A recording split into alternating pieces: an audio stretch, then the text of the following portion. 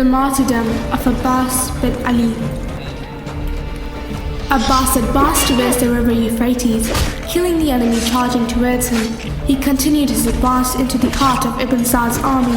He was under a heavy shower of arrows, but was able to penetrate them and get to the river.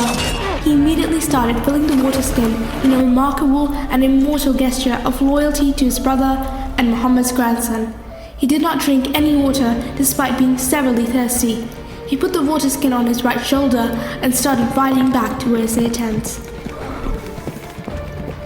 Umar ibn Sa'd ordered his army to kill him, saying that if Abbas succeeds in taking water back to his camp, we will not be able to defeat them.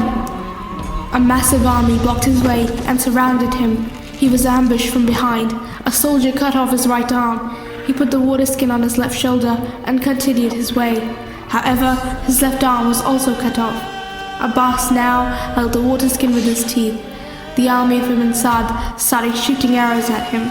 One arrow hit the water skin and water poured out of it. Now he turned his horse back towards the army and charged towards them.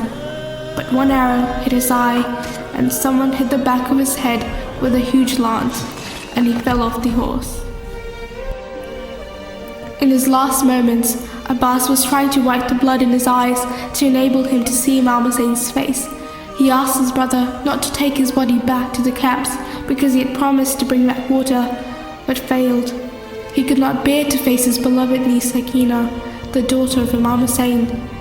Then, upon the insistence of the Imam, Abbas called him brother for the first time in his life, instead of calling him master or sir.